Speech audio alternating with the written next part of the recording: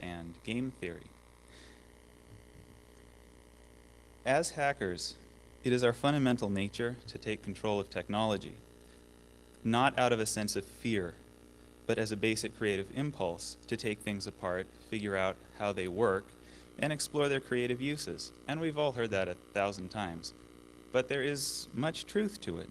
This drive is effectively a force of nature, and I, for one, simply could not live in a world where I couldn't take control of the technology in my life. Unfortunately, many influential entities have strong incentives to take control out of our hands forever. These entities include political and economic elites, along with their subordinated counterparts in the media. By elites, we just mean people or organizations that wield disproportionate power in a given area relative to the general populace. And we're concerned in this case with people who have disproportionate political power and disproportionate economic power. To understand what these people want and how they're going after it, and also how we can deal with them, it's good to look at their incentives or their basic motives. To understand what these incentives are, we have to understand there are people behind these incentives. Our world is made up of people, so I'm going to start with a basic overview of human incentives. And this may seem very reductionist and inhuman. It's a somewhat common viewpoint in economics to reduce people to sets of equations describing their behavior.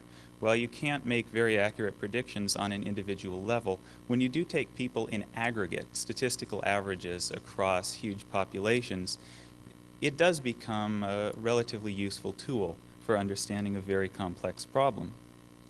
So incentive structures are not inherently sinister. The challenge of every society is to align the interests of the individual with the interests of that society.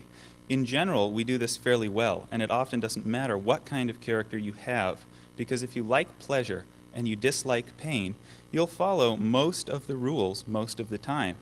There are always loopholes, but people of basically good character tend not to abuse them. The problem is that people in organizations who are powerful because they are good at getting power and good at keeping power. People and organizations who are rich are good at getting money and good at keeping money.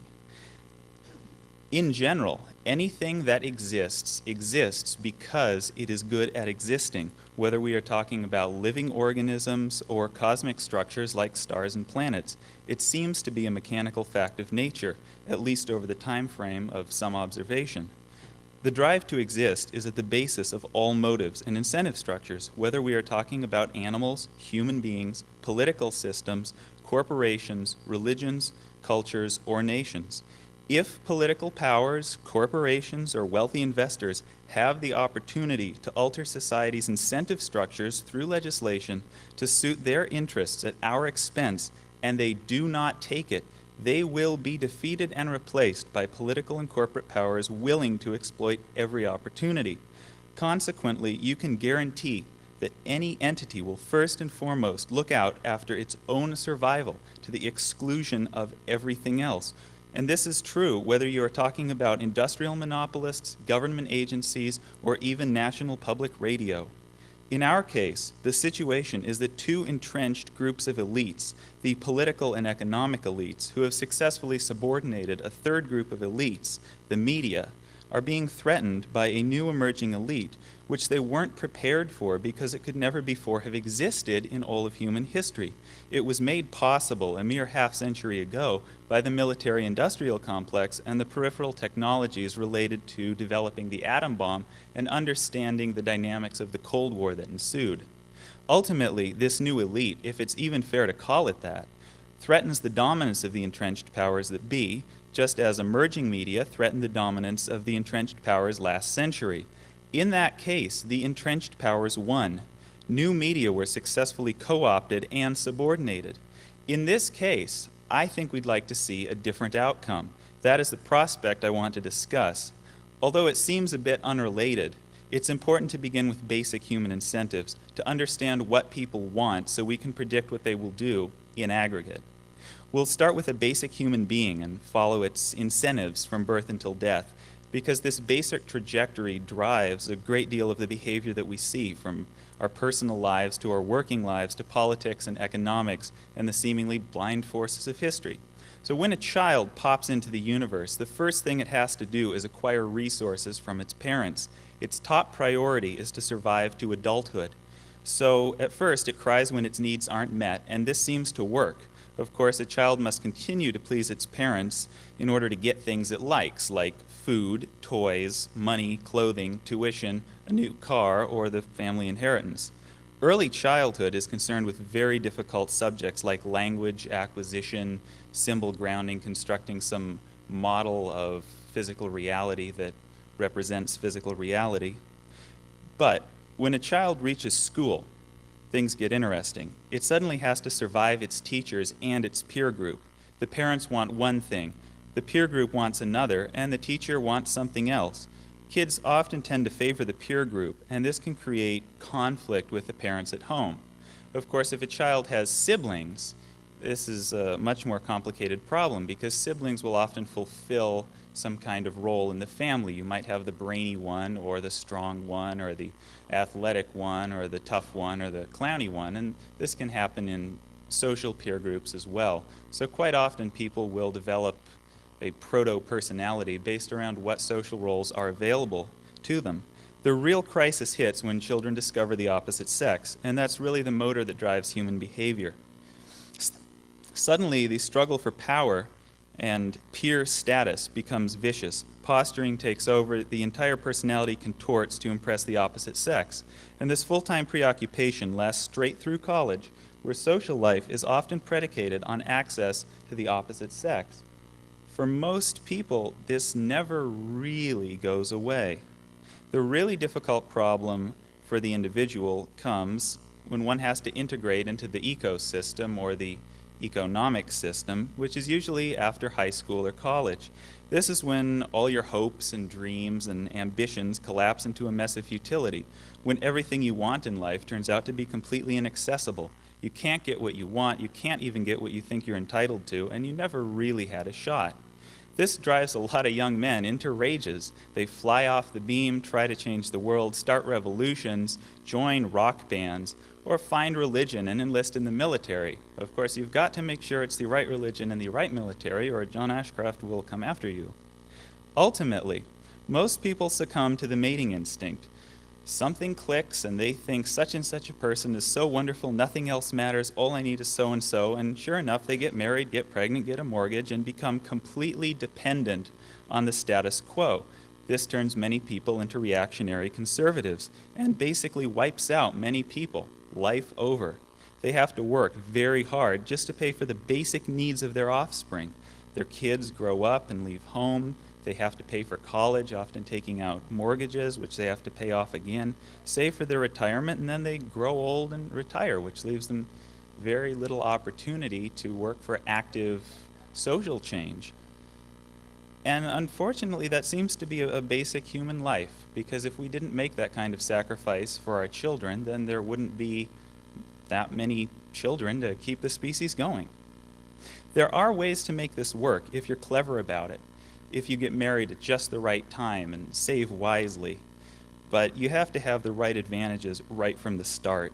And many people just end up tricked by nature into early dependency and mediocre lives in suburbia with 2 Buicks and a washing machine. But this is the trajectory that drives a great deal of our political and economic systems. When people talk about family values, marriage and family are sacred institutions, that's what they're talking about. Because these people they have very strong vested interests in these institutions. They've sacrificed a lot for them, and they've worked so far as many people are concerned. Now, as far as I can tell, there seem to be 5 major universal motives, and this is admittedly very reductionist: food, sex, money, social status, and meaning. If you dangle any one of these in front of people, they'll whimper and contort and prostrate themselves, violate their most sacred principles, and dance around like little imbeciles. And we're wired to be this way. Our motives are fairly obvious on evolutionary grounds. Meaning is a bit more speculative, but there seems to be a need for a feeling of connectedness to something larger than oneself. This is probably what religious leaders refer to when they justify their existence with talk of a spiritual hunger. Often this manifests as religious chauvinism, ethnocentrism, nationalism, racism, war, and genocide. In any event, these 5 major motives, well, we have to ask where they come from. I expect they arise from what could be called a genetic principal agent problem. A principal agent problem is a problem in economics where the principal or owner wants one thing and the agent, which could be a manager, wants something else. This creates conflicting interests, and it's very hard for the principal to structure incentives to make the agent act in the principal's interest. In animals, we could say that genes are the principals and we are the agents. Genes encode information about the environment which is useful to their reproductive success. Genes want you to perpetuate them, but you could have other ideas. So, genes attempt to control you by aligning your hedonistic sensations with their reproductive interests. Things that feel good usually are good for your survival prospects, like not getting too hot or too cold and making sure you have enough to eat and enough to drink, getting enough sleep. The basic things that people enjoy tend to be good for them. And there are some exceptions, but one can think of genes as trying to learn the appropriate utility function or a happiness metric for an agent in an environment. However, genetic controls are easily manipulated or circumvented, and it takes a very long time for genes to encapsulate new environmental information. So if the environment changes in non-geological time frames, you generally need something else to deal with it. Environmental information that changes too quickly to be encoded genetically, but not so fast that it requires real-time sensory input, can be transmitted through other means. Religious, cultural, and family values influence behavior by associating artificial responses with certain stimuli to account for things missed by genetic encoding. For example, the belief that hard work is inherently virtuous and indulgence is inherently bad is a common value which has been successful in the people who hold it. Of course, they don't know why they believe these things. And the end result is that people are full of beliefs that they hold vigorously, but they have no idea why they hold these beliefs or where these beliefs came from. So they start engaging in behaviors that they think they thought of, but these behaviors were really programmed into them in many cases. So to make a metaphor to the computer, we can look at values as code which influence behavior by affecting one's utility function or happiness metric or hedonistic sensations in an almost Pavlovian manner. Interactions between these distributed values or this distributed code can manifest as what one could call institutional automata or computer programs, information processing entities like religions, political systems, or market structures that forge alliances and wage wars of survival with each other. And you'll often see this, one religion aligning itself with a given political model, or one culture aligning itself with a certain religion, aligning itself with some kind of economic beliefs and the like. The problem is once these social institutions have manifested, they become independent of the individuals that constitute them. They want to survive at any cost and will corrupt their values accordingly and impose themselves by force regardless of the decisions of individuals. These are not memes. These are computer programs built from memes, or in keeping with the genetic metaphor, DNA strings that regulate the expression levels of their various values in order to survive. What is interesting about institutional automata is that they are selected by evolution to thrive in an environment of human incentives. All interactions with the real world are mediated through people according to what they want and need. Catastrophe occurs when the environment changes rapidly, and this is usually due in our world to technology, so rapidly that these institutions that were once so successful and rational start inducing irrational behavior in people. Nothing is evolved to cope with modern rates of change, but we can ask where our values come from and whether they are really appropriate for a given environment. The problem is that while values can be reassessed and changed, institutions which impose values will struggle to survive no matter how destructive those values are. These institutions can be religion, but quite often dangerous ones are market hegemons whose business models or ecological dominance are threatened by a changing environment. The dominant species in the landscape of human incentives has traditionally been the political elite, who command the state and its police and its military. In our world, these people are often organizations who wield political power through legal means. Often they are political leaders, lobbying groups, or political powers. They have disproportionate power over the state relative to everyone else. The state itself is a monopoly on violence. It decides who gets what. And like an old high school teacher of mine used to say, decides who gets what coming down the barrel of a gun. Without democracy, a ruler's incentive is to stay in power at any cost, hence serial monopolists and dynasties. A ruler typically has a class of people who exist to legitimize his rule and justify the status quo. These people could be religious leaders or economics professors. Elites usually cloak self-interest in veils of religion and ideology.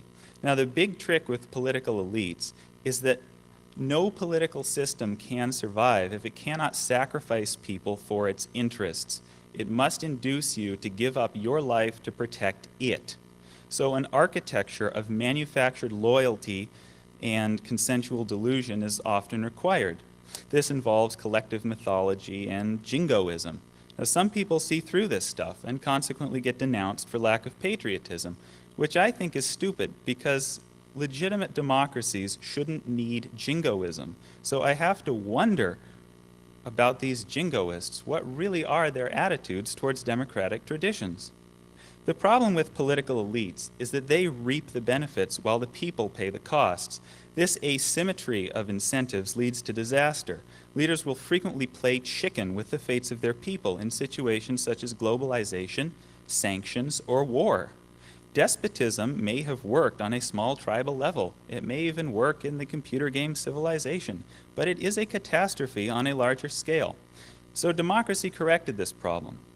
As an interesting aside, from a mathematical standpoint, no democratic system can consistently express preferences. This was proved by Kenneth Arrow in, I think, 1975 under fairly soft assumptions. So it turns out that designing the optimal voting system is completely impossible because it cannot exist. American democracy was immaculately architected in the face of this mathematical impossibility, and it works very well. In the eyes of many people, it is the crown jewel of the Enlightenment. There are difficulties, as always, in respecting the rights of minorities while expressing the will of the majority, but our Constitution does seem to handle this well. Still, as the authors of the Federalist Papers made clear, the threat of special interests taking over government is ever present. The special interests that are always threatening to take over our government tend to be market elites, individuals and organizations with disproportionate economic power. At present, the state is weaker than it has ever been.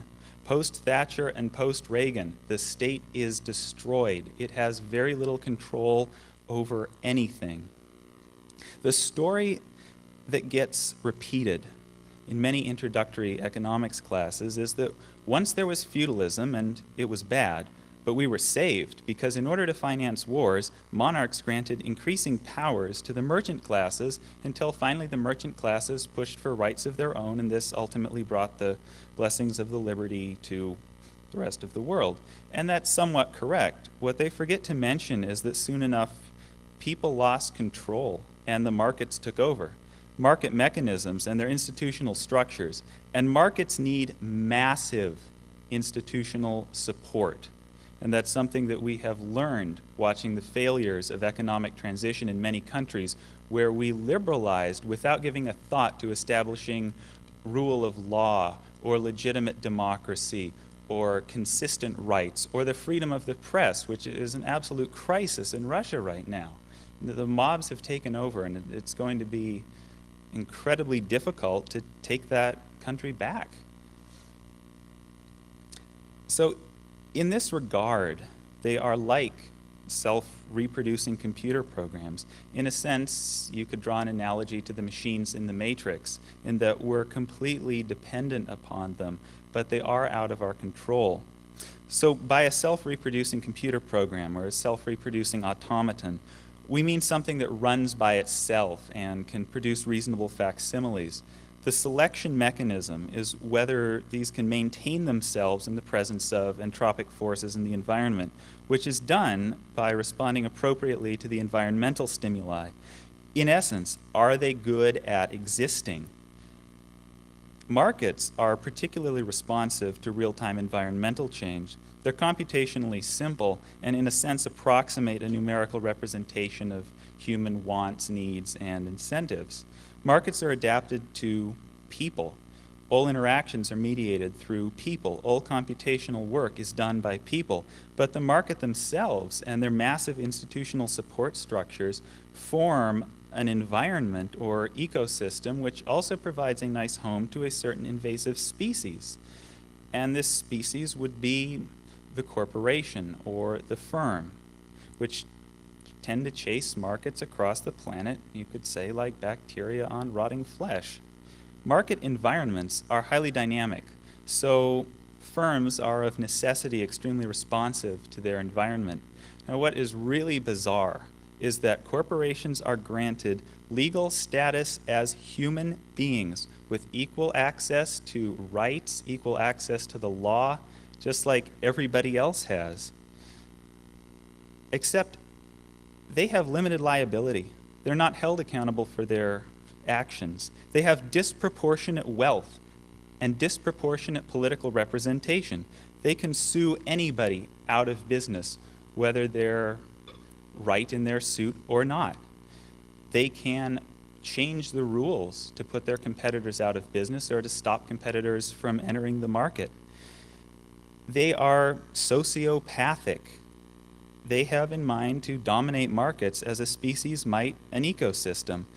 And in that regard, we can draw an analogy to the AIs in the Matrix in that they care only for their own continued survival. Market power itself comes from, among other places, monopolistic devices such as brands, patents, copyrights, control of distribution channels, control of standards, or asymmetric competition, such as mobile capital versus immobile labor. A corporation or group of corporations first invades an ecosystem, then sets up barriers to exclude competitors. That's what people are talking about when they say, well, I had to drop out of college because the window of opportunity in that market was closing. That ecosystem was having barriers put up around it to protect it from competition. Now, a firm is evolved to survive or prey on human incentives. This is why firms are immune to individual actions. They can always replace defectors. If a CEO decides one day he's lived a bad life and is going to stop with the United Fruit Company, he's tired of killing people, he'll be replaced. And that firm will drum up a lot of money to find someone out there. And with close to 300 million people in this country, you will find someone out there willing to replace him.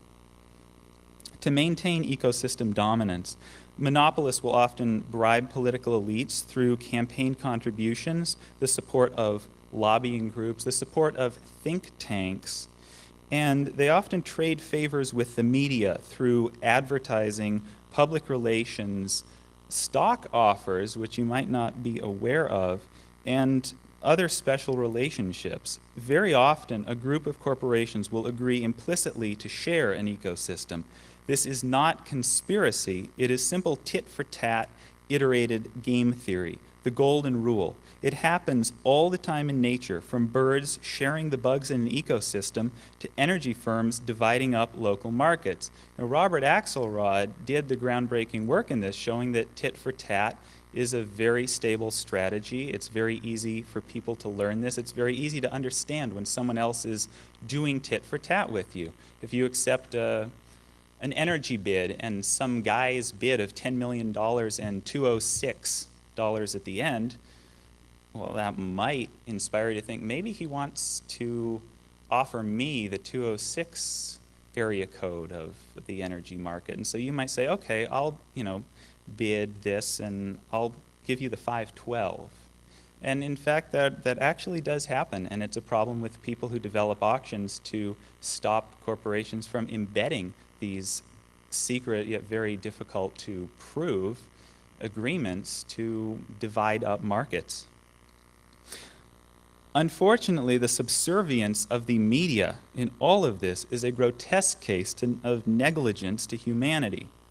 Among everything else that happened last century, new media technologies kept springing up and threatening to inform the people. But every time a new medium would pop up, it would be systematically co-opted. Communists and fascists, and especially the Nazis, pioneered it as a control mechanism, while Western democracies excelled at placating their own citizenry and selling products. The pattern is fairly clear. Poetry and press in World War I, cinema and radio in World War II and later Korea, TV and Nam, cable news and Desert Spectacle, the Internet and Spectacle Part 2, and every time afterwards, the elites learned to control these new media. Probably right now the Pentagon is figuring out how to control the Internet just like it controls the newspapers, television networks, and radio stations in times of war. The failure of media are too many to enumerate, but two rather irksome phenomena are worth mentioning, what I like to call the apathy engines and the distraction engines. Apathy engines tend to be PR firms and media figures who propagate apathy. They often do this by producing easy-to-remember one-liners, which allow people to feel empowered by defending the status quo. So guys will say things and advocate policies against their own self-interest because it offers them the opportunity to win an argument or sound like a clever guy or sound like the tough guy who holds up the regime. And you'll hear them say things like, well, why punish success? If it ain't broke, don't fix it. Al Gore invented the internet. Two people trade if it makes them both better off. A rising tide lifts all boats. Everyone who supports abortion has already been born. Software patents help the little guy. Do the crime, do the time. Life's not fair, deal with it. Or the most ridiculous one is, I'm from the government and I'm here to help, which is followed by this sinister snickering as if the government ever helps people in ways other than giving them a lot of free money, agricultural subsidies, and Social Security. And every time you repeat one of these lines, you're helping to sabotage opposition to the status quo before it gets started. The distraction engine would be the entertainment industry. Things like rock and rap, which do nothing but reinforce behavior that keeps people in place. Pop music is the worst. In order to sell, it has to be as utterly bland and inoffensive as possible. So encouraging conformity and copulation is the order of the day. Most songs you hear on the radio will praise these two questionable motives. In between entertainments, we get advertisements telling us how personal inadequacies can be compensated for with products. And sadly, it really is how we compensate. We need movies to fulfill things missing from our lives. We look up to celebrities who lead comfortable lives that we can never have. Celebrities are a pantheon of deities for a culture of monotheists, held up for us to gaze upon as we lie in the gutter. So much for media. Computers and communications technology, on the other hand, aren't yet entirely co-opted and controlled. I think it's imperative that we keep it that way, because technology, in a sense, defines what we are as a species. You cannot separate humans from their technology. Writing is one technology. It gave us external data storage. You no longer had to have a town man who would recite the traditions of the culture from one generation to the next. Now, people do criticize that oral tradition as being prone to errors, etc. I actually speculate that that oral tradition allows the storyteller to look at the environment around him, alter the stories appropriately such that his group might behave a little more rationally, get rid of old values that don't work in a particular environment. Now, mathematics which was made possible by writing, gave us external symbolic manipulation. It enabled the existence of science and reason. It is the basis of Western civilization. Recently, computers gave us external cognition. That's new. A kid with a computer can, in some areas, outperform an unenhanced math professor, an unenhanced chess champion, or an unenhanced research librarian. We can take math to entirely new levels. Before, we were limited by manipulations that could be performed by individual humans. Now we're not. Computers are likely to play as strong a supporting role across sciences as mathematics and writing. Some science may even be rewritten in computational terms. There's a big push to do that by some people, notably Steve Wolfram. Konrad Zuse in Germany in the late 60s, early 70s was speculating that maybe some of the laws of physics would be better captured by automata models. This external cognitive apparatus is coupled with the internet, telephone, and cellular networks, which constitute a planetary nervous system. It's now a fundamental part of what we are as human beings. Political and market elites have no more business controlling your technology than they have controlling what books you read and what math you study. When cognition is external, thought police become real. When cognition is distributed, surveillance is mind reading. Censorship is debilitating. Everyone has a right to be human. And today, that means having control over the technology in your life. External data storage, writing, is seen as a sacred human right. External symbolic manipulation, external symbolic computation. Mathematics and computer science must also be elevated to their rightful status as sacred human rights. Anytime someone else's business model is not compatible with human rights, that business model has to change or be made to go out of business. That is the only way to safeguard what few rights we have. For the last 50 years, since the hydrogen bomb ushered in the dawn of the modern age, a new kind of elite has been crawling out of the suburbs and quietly infesting telephone networks, radio waves, university computer systems, academia, bulletin boards, and the internet.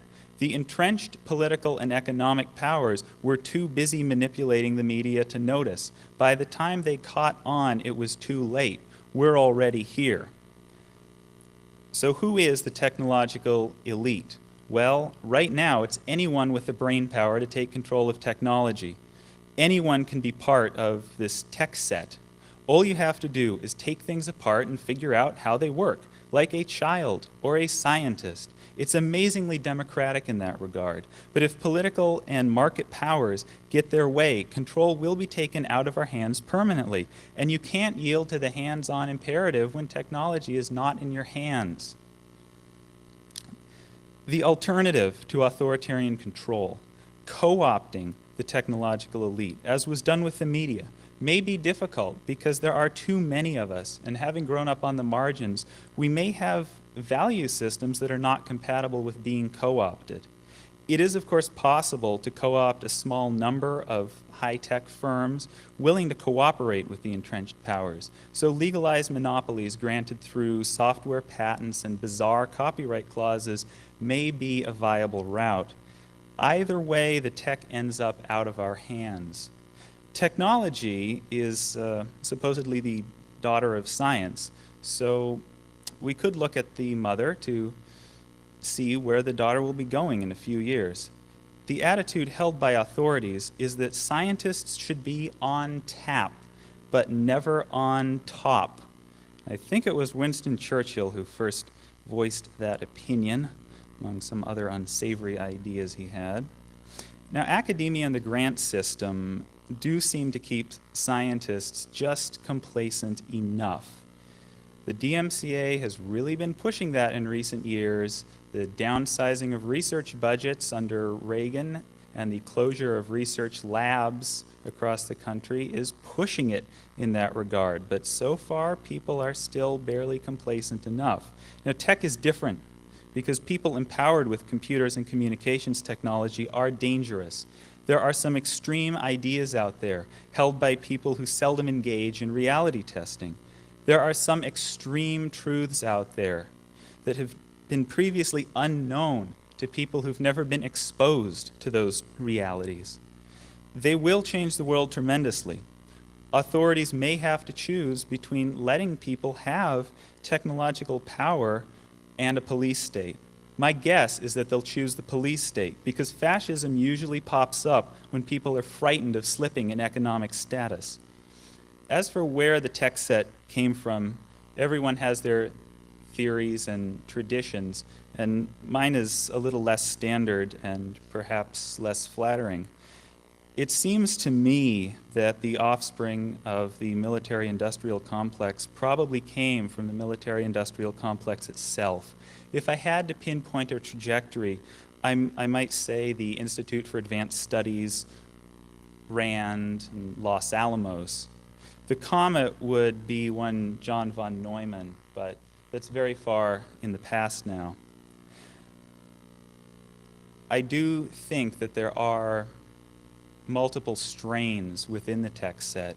There are people who came out of a military background, the people whose existence is made possible by the productions of the military-industrial complex.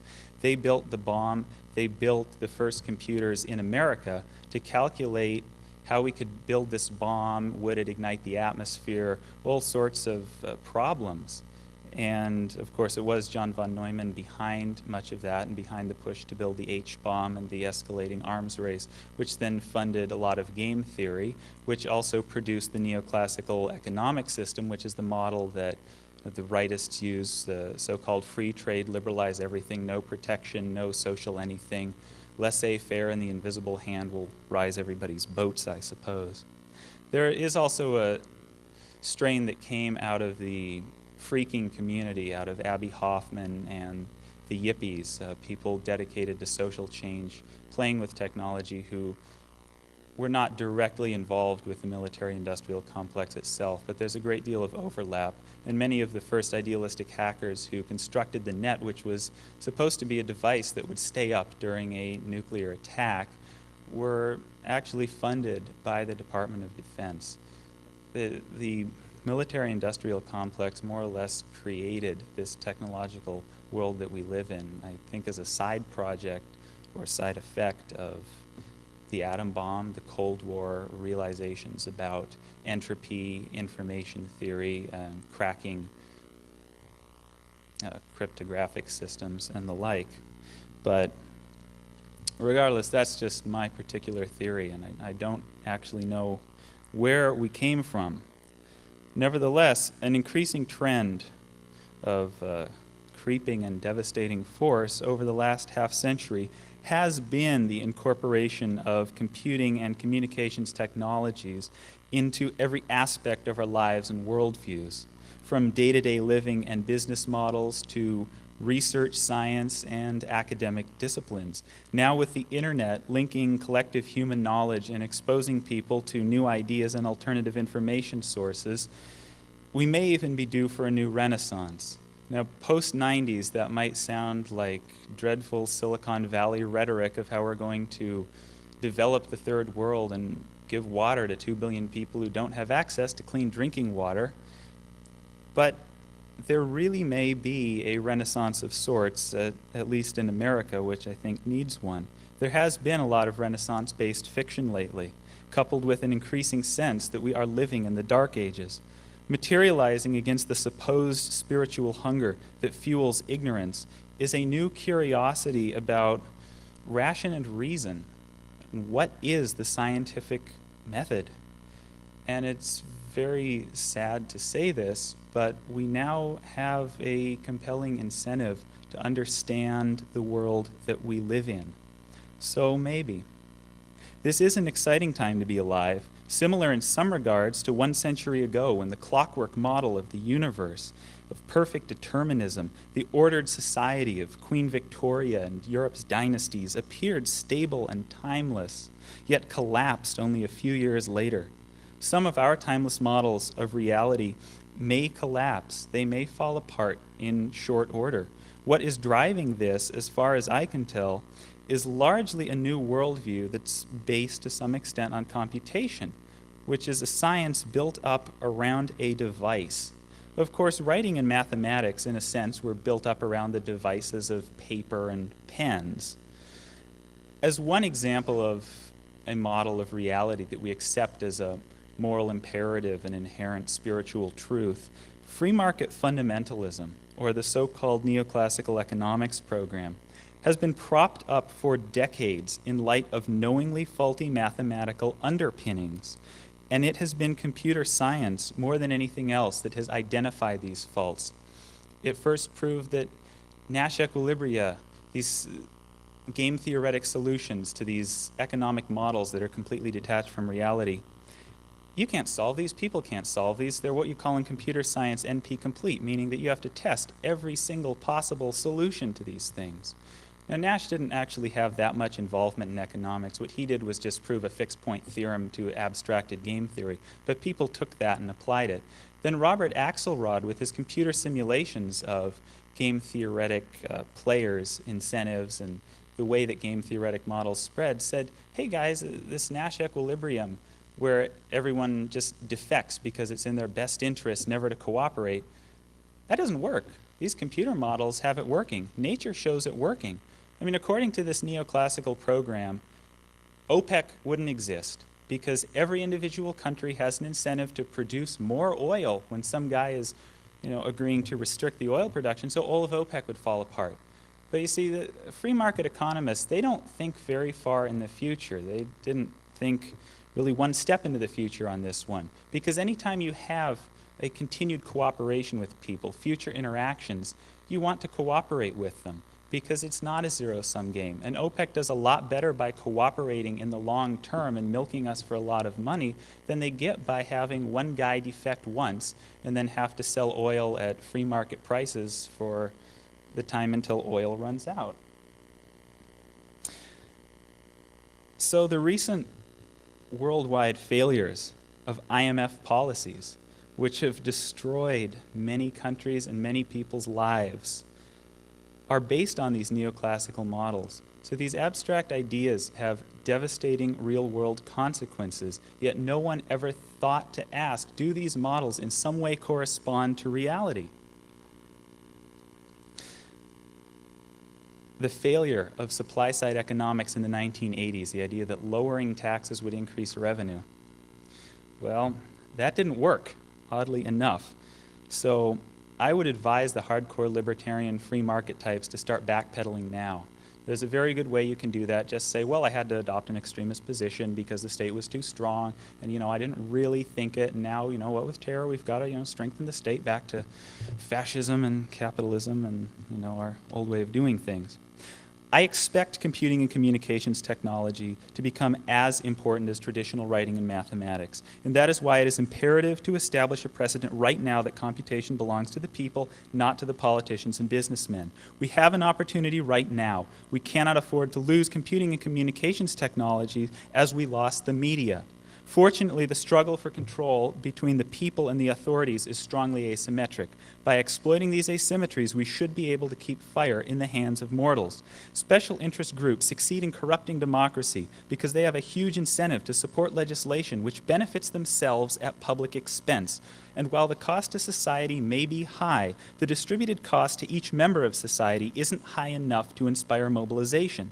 Consequently, checks and balances are less stable when financial interests are lopsided. A middle ground compromise position may not be tenable because special interests have shown time and again that they will hammer away at the middle positions until they get their extreme interests fulfilled. Now, there are many inherent asymmetries that favor the people on this one, as long as we keep up the good fight. Cryptography and distributed communications, they're too asymmetric to be controlled without a police state. Our Constitution should protect us. Data can be encrypted, and it can be cracked, but it's impractical to do it.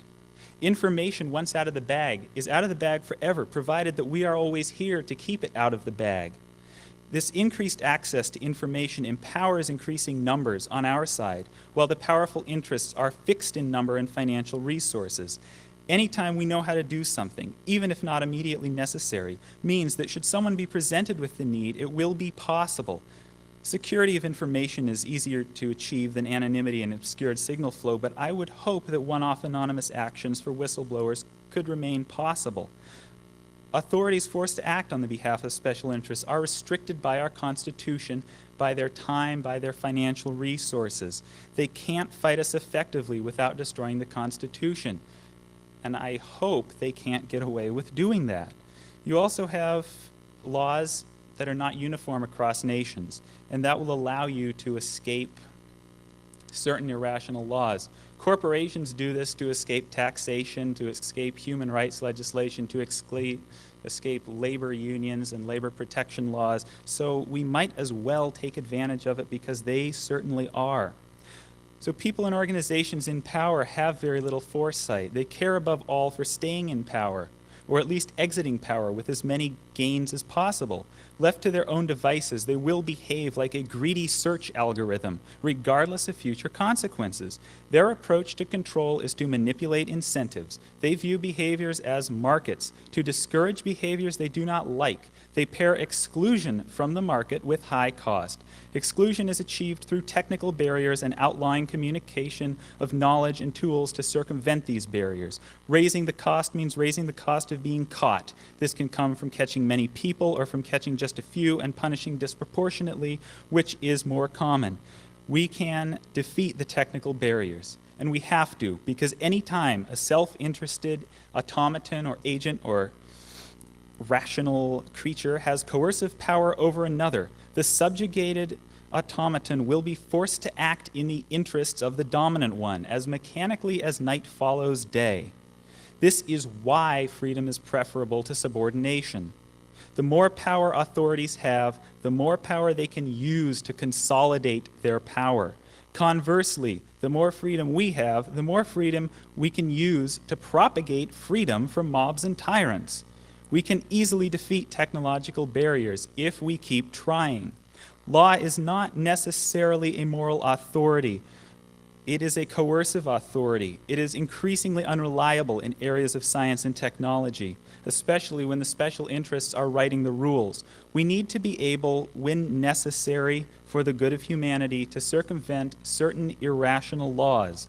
Perhaps we could ultimately take back freedom of the press and the electromagnetic spectrum, or as many people here are doing, enable better alternatives. We have a window of opportunity right now to stop special interests from doing to computing and communications technology what they did to media.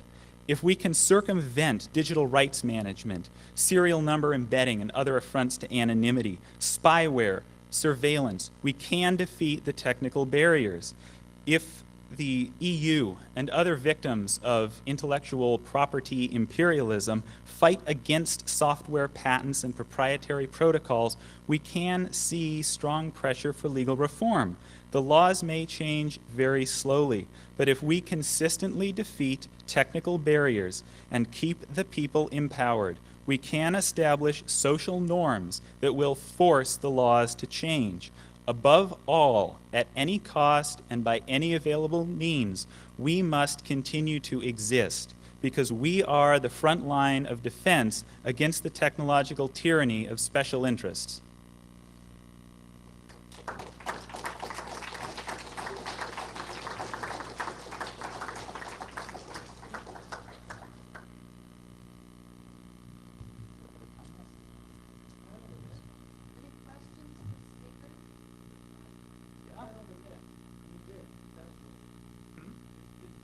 Oh, I haven't put it on the net yet. I will. You can Google me, Jason Kroll, in the name of the speech. Yeah. L. 2 L's. Yes, if you want to get that speech, I suppose I'll have to write it up in a readable, legible format for you. It will be available on Eskimo.com/ I think hyena or tilde hyena. You can also get it from magicpeacefarm.com/hyena. That's probably the best one to go to. magicpeacefarm.com/hyena. If you Google me, I'm sure it will pop up once I get it written. We have about 1 more minute left. Does anybody have a burning question for Jason? Yes, sir.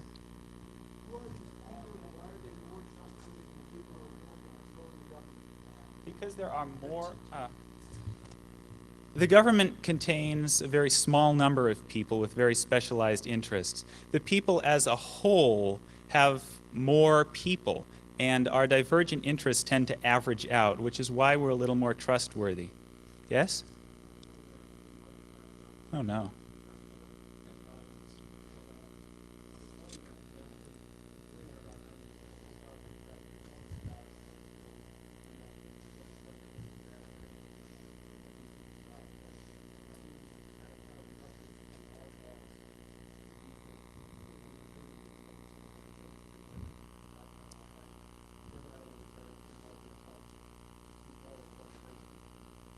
Well, they often talk one thing, but their models, their think tanks, their conclusions are used to justify policies that are very hurtful to many people.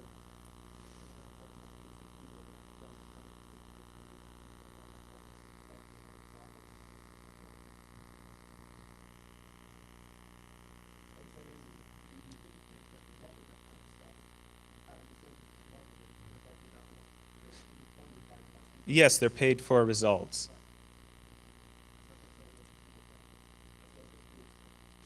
Well, I doubt they would be willing to work there if they didn't in some way believe in what they did. And if they were financially dependent on employment in a think tank, I think they could adjust their values to compensate for that.